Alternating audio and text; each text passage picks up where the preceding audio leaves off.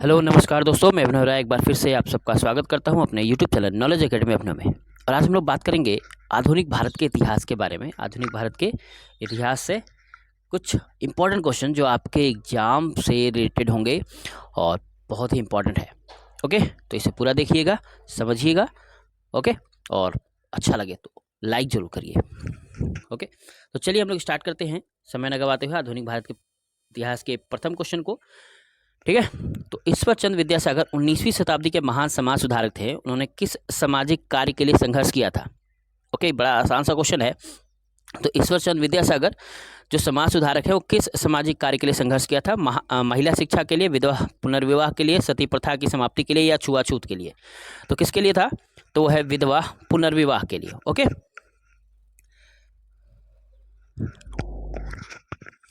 विधवा पुनर्विवाह। ईश्वर चंद्र विद्यासागर के जन्म बंगाल प्रेसिडेंसी में 26 सितंबर 1820 को हुआ। इनके प्रयासों के फलस्वरूप विधवा पुनर्विवाह एक्ट 1856 में पारित किया गया था, जिसमें विधवा पुनर्विवाह को कानूनी मान्यता प्राप्त हुई।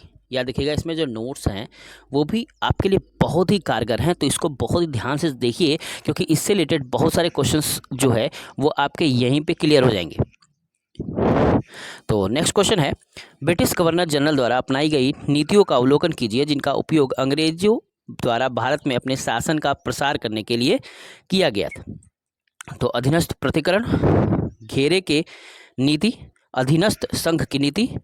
ठीक है, तो इन नीतियों को लागू करने का सही क्रम क्या है? 1-3-2, 2-1-3, 1-2-3 या 3-2-1? तो सही क्रम है 2-1 और 3। ठीक है, तो अपने शासन का विस्तार करने के लिए अंग्रेजों ने घेरे की नीति यानी 1765 से 1813 तक अपनाई। तत्पश्चात अधीनस्थ पृथक्करण की नीति 1813 से लेकर 1858 तक अपनाई गई और अंत में 1858 से लेकर 1935 तक अधीनस्थ संघ की नीति अपनाई गई। ओके, यानी डेट वाइज याद रहेगा। घेरे की नीति 1765 से 1813, पृथक्करण की नीति, अधीनस्थ पृथक्करण की नीति 1813 से 1858 और अंत में अधीनस्थ संघ की नीति 1858 से 1935 तक। ओके, नेक्स्ट है, ब्रिटिश सरकार द्वारा निर्मित ऐतिहासिक घंटा घाट रेलवे स्टेशन के देश के किस राज्य में स्थित है? बहुत बार क्वेश्चन पूछा है ये। गुजरात, महाराष्ट्र, हिमाचल प्रदेश या जम्मू कश्मीर? तो कहाँ है ये? तो हिमाचल प्रदेश में। घंटा घाट रेलवे स्टेशन का निर्माण ब्रिटिश सरकार ने 1903 में करवाया था। यह पूरा रेलवे स्टेशन केवल लकड़ी से बना हुआ था। दुर्भाग्यवश एक आगजनी की घटना में यह स्टेशन नष्ट हो गया। ओके, इनमें से बंगाल के किस शासक ने जरबे मुर्शिदाबाद नामक सिक्का जारी किया था? मीर जाफर, मीर कासिम, मुर्शिदा कुली खान और शुजाउद्दौला मोहम्मद खान। ओके, तो किसने? तो सी ने, मुर्शिदा कुली खान ने। मुर्शिदा कुली खान बंगाल के पहले नवाब थे। उनका कार्यकाल 1917 से 1727 ईस्वी तक था। उसने मुर्शिदाबाद का नाम बदलकर मुर्शिदाबाद कर दिया। जैसे ही मुगल सम्राट फर्रुखसियर ने अपना नाम परिवर्तन को मंजूरी दी, मुर्शिद कुली खान ने नई टकसाल से जरबे मुर्शिदाबाद नामक सिक्के जारी कर दिए।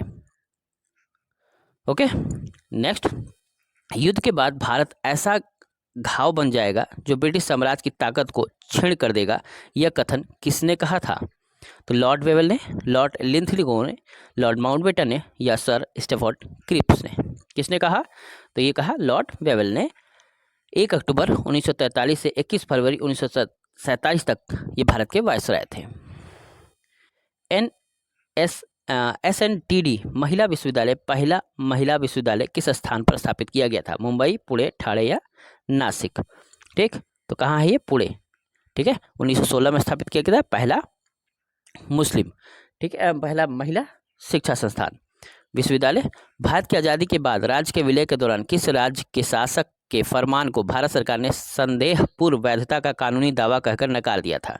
कश्मीर के राजा, हैदराबाद के निजाम, त्रावणकोर के शासक या जूनागढ़ के नवाब?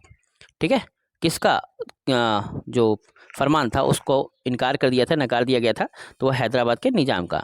आज़ादी के बाद हैदराबाद के निजाम ने स्वतंत्र रहने का फैसला किया था। भारत ने हैदराबाद के विलय के लिए काफ़ी प्रयास किए, परंतु सभी प्रयास असफल रहे। अंत में भारत सरकार ने सैन्य ऑपरेशन पोलो, याद रखिए बहुत क्वेश्चन पूछता है इस बारे में भी, तो ऑपरेशन पोलो लॉन्च किया और 17 सितंबर 1947 को हैदराबाद के निजाम की सेना ने आत्मसमर्पण कर दिया।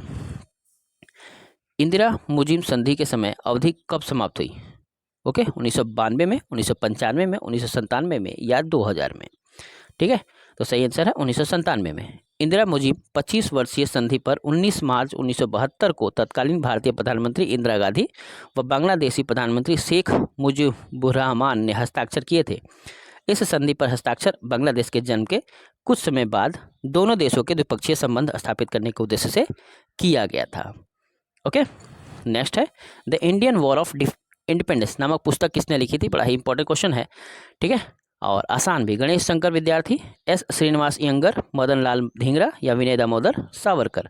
ठीक है, the Indian war of independence Vinay Damodar Savarkar की लिखी है। नमक पुस्तक स्वतंत्र सेनानी विनायक दामोदर सावरकर ने लिखी थी। यह पुस्तक पहली बार 1909 में प्रकाशित हुई थी, याद रखिएगा। और लास्ट क्वेश्चन है the scope of happiness the personal memoir के लेखक कौन थे? वी के कृष्ण मेनन, जवाहरलाल नेहरू, विजय लक्ष्मी पंडित या डॉक्टर राजेंद्र प्रसाद? ओके, तो ये है विजय लक्ष्मी पंडित की बुक। विजय लक्ष्मी पंडित जवाहरलाल नेहरू की बहन थी और वह कैबिनेट पोस्ट पर विराजमान होने वाली पहली भारतीय महिला भी थी। 1953 में संयुक्त राज्य महासभा की पहली महिला अध्यक्ष बनी। ओके, तो आज के लिए इतना ही। धन्यवाद, नमस्कार। कैसा लगा जरूर बताइएगा, लाइक करिए, इसे शेयर कर दीजिए और भी लोगों को जो भी तैयारी कर रहे हैं।